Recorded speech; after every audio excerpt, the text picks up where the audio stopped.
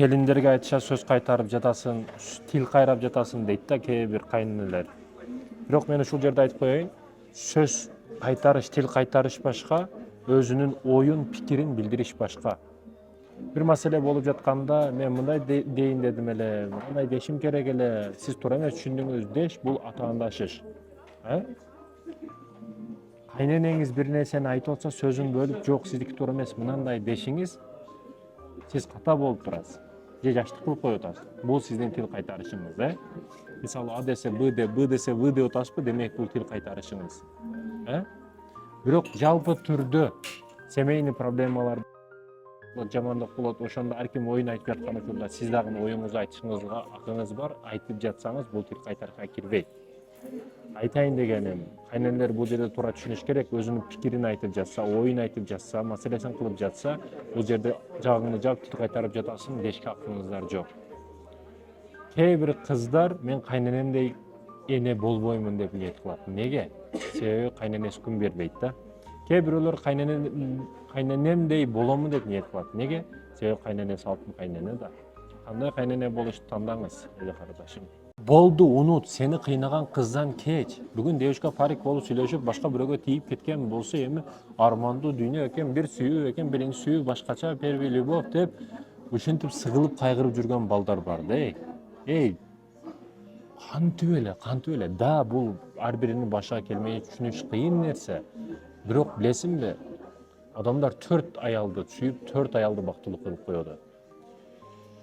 Билесиңби, сен аны ойлоп, кайгырып, күнү көрпөңдө ыйлап, досуңа проблемаңды айтып, сыгылып отурган учуруңда, армандуу ырларды сүйдүм, күйдүм, таштап кет деген ырларды угуп ыйлап отурган учуруңда, ал эри менен акылдашып, кийинки перзентин планын кылып аткан болот да.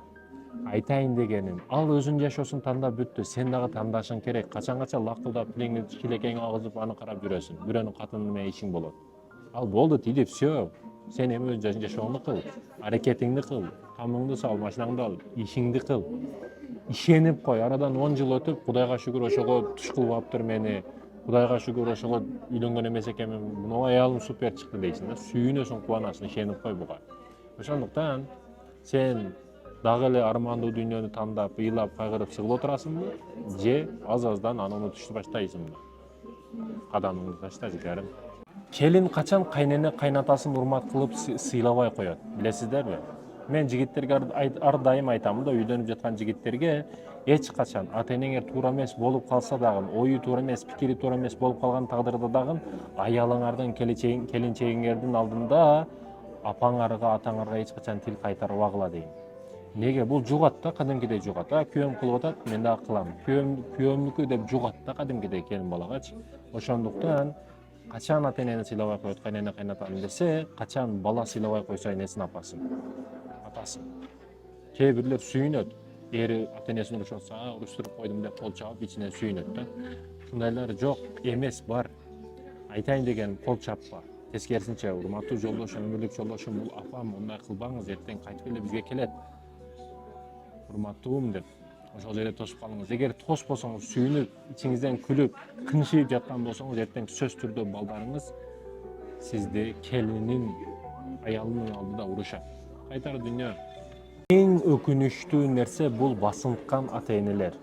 Ар дайым нерв менен, ар дайым сөгүнүү менен, ызычуу менен, урушуу менен балдарын тарбиялайт, чоңойтот. Килограммага иштеди, весиге иштеди, боюга иштеди, бирок тарбиясыга иштеген жок. Эртең чоңойгон учурда анан кайра эле өздөрү айтышат. Балдарыбыз неге мындай чоңоюп калды? Неге адепсиз, неге шок, эмнеге хулиган, неге мындай? Бизди сыйлабайт, урматтабайт деп өздөрүгө өздөрү жемелейт да. Неге десеңиз, сиз жаштыгынан кармаган жоксуз, бир калыпка салып койгон жоксуз. Бир нерсени байлап берип койгон жоксуз. Ошондуктан да бүгүн кези келген учурда сыйлабай жатат, урматтабай жатат. Айтайын дегеним, жаштыгынан, тарбиясына маани бериңиз. Атасы жок жетим кыздар мен кыламын деп эркектин дагы, эрдин дагы, атасынын дагы ишин кылбастан, алар кыла албаган ишти дагы мен кылам деп алдыга чыккан, умтулган, мындайча айтканда эркек баатыр кыздар болушат. Неге? Чече турган атасы жок, акеси жок, башкасы жок, ишенгени жок. Эркек эри атасы кылбаган иштерди мурдатан жаштыгынан кылып, чындап жоопкерчилик өзүндө экендигин түшүнүп чоңойгон кыздар болот да. Ошондуктан да баягы кыйынчылыкты көргөн кыздар атасыз өскөн кыздар болот көп учурда.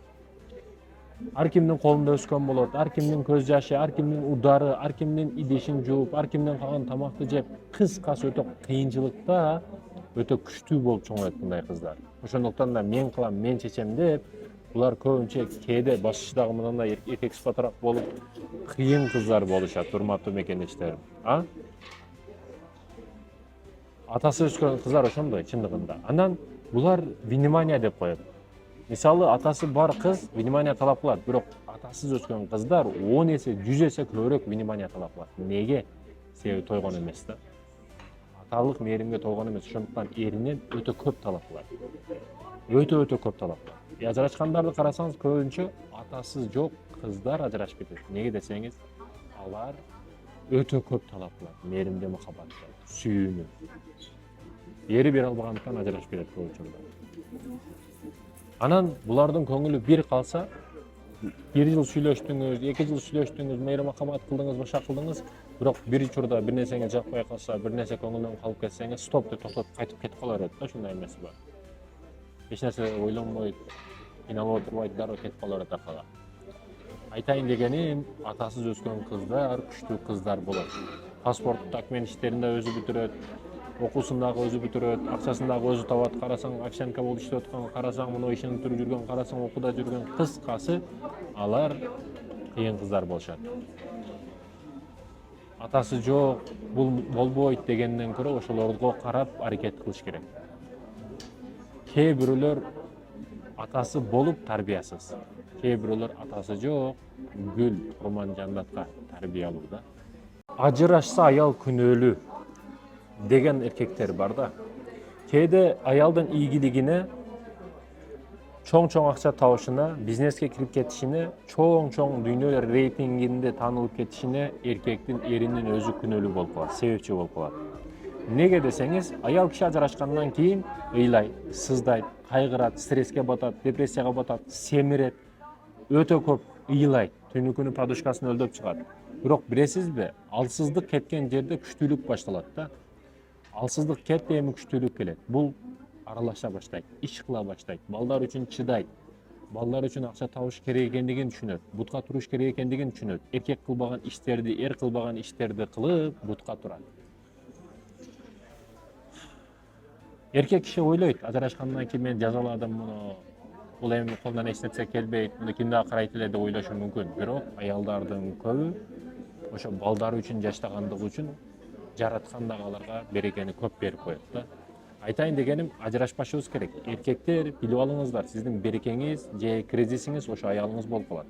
Көп эркектерди байкадым, ажырашып, аялын таштап кетип же балдарын таштап кетип кордогон эркектердин иши эч качан жүрүшпөдү, бизнеси жүрүшпөдү.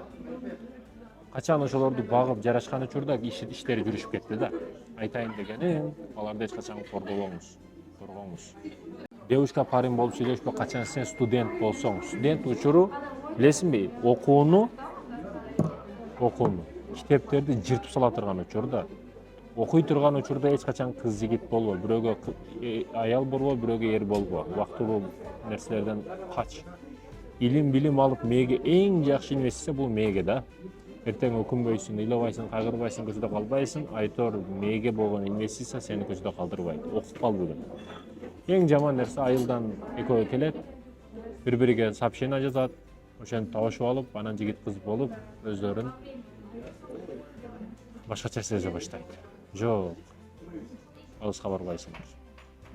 Эркектер кыздардын эмчегине, көпчүгүнө, оозуна, тишине, тазалыгына, чачына, прическасына, макияжына, маникюруна, педикюруна маани бергени сыяктуу, кыздар дагы, аялдар дагы эрине, эркегине маани берет. Несине? Носкисинен баштап, бут кийиминен баштап, дасаромол, жейдесине чейин маани берет. Мен өтө таң каламын, түрк сериалдары, дагы бир Европанын сериалдарын көрүп алып, корейлердин сериалдарын көрүп алып, тар жабышып турган, жамбашын билдирип турган шымдарды кийип алган эркектерге өтө таң каламын. Уят эмеспи? Отурсаң айрылып кетейин дейт да. Уят эмеспи андай кийгендер? Хорошо, кыздар токтото албай калдык, бирок эркектерди токтотушубуз керек го. Эркектер эми жамбашка жабышып тура турган шымдарды кийип атат да. Уят. Бул аялдардын эч бириге жакпайт. Ишенип кой. Ишенбесеңиз апаңыздан сурап көрүңүз, шешемин жагабы десеңиз жакпайт дейт. Ошо жабышып тура турган, анан тизесиге чейин түшүрүп ала турган шымдарды. Булар дагы эч кимге жакпайт. Же шымы көтөрүлбөйт, же түшүп кетпейт. Ортодо мындай болуп турат да. Жок, көтөрүп ал шымыңды. Же баягы реставрацияга алып барып оңдотуп ал. Мындай шымдарды кийбе. Кеңири турганы, салабаттуу турганы жакшы. Андан кийин мынау жердеги окантовка деп коет, сакалда мая жерлерде мындай чубалып, же өскөн эмес, же калган эмес болуп, ошондойлор да кыздарга, аялдарга эч жаккан эмес, жакпайт. Кыздардын тырнактары, ошолорго маани бергени сыяктуу, аялдар дагы сиздердин тырнагыңыздарга карайт, алынган эмеспи. Ошого маани бериңиздер. Маймылдан кичине мындайраак болсок болду деген нерсе жок. Тазалык керек нерсе. Сулуулукту айтпайтам, тазалык бирок керек нерсе. Хорошо, сулуулук маселесинде маймылдан мындай болойлу, бирок таза болушубуз керек го туурабы? Ар дайым сасып жүргөн адам кимге жаксын? Ошондой экен, бул маселеде ойлонуңуз. Ал эми эркектер эң биринчи, кыздар биринчи карай турган жери бул бут кийим. Бут кийимдин каралыгы, тазалыгы, кремделгендиги, тазалыгы. Кыздар биринчи бут кийимге карайт эркектердин. Экинчиден ак жейдесине карайт. Ак жейдесине. Үчүнчүдө чачына, алынган эмеспи, таза эмес, башка карайт. Şu üç meseleye maani beriniz. Ekinci mesele kızlar, erkekler kızların nesine karayt deseniz, nazar öte jaman nerse de erkekler en birinci köpçügüne karayt. Köpçügüne karayt, kökürögüne karayt ekinci. Üçüncü anan жүзгө karayt. Şifakülükkаны bastırıp alıp uyat. Ошондуктан да кеңири кийинген дегени бекерген эмес. Кеңири көйнөктөрдү кийген жамбашың көкүрөгүң билинбесин дегени бекерген эмес эже карындашым. Сизди бай кыла турган үч нерсе. Бул тажрыйбада өтө көп байлардын тажрыйбасы. Мен ушуну кылдым деп байын дегенден алысмын.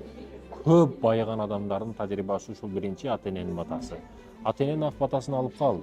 Алыс болобу, көп болобу, гүл болобу, кичинекей болобу, аз болобу, кийин болуп кетип, өнүгүп кетип анан кыламын деп да. Студентсиңби бир платочка алышта колуңдан келет, ошону бер. Бергениң маанилүү.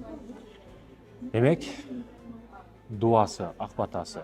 Экинчиден, кылыч келсе дагы мойнуңа, чындыктан тайынба. Чындыкты айт ар дайым, кылыч мойнуңа кессе дагы.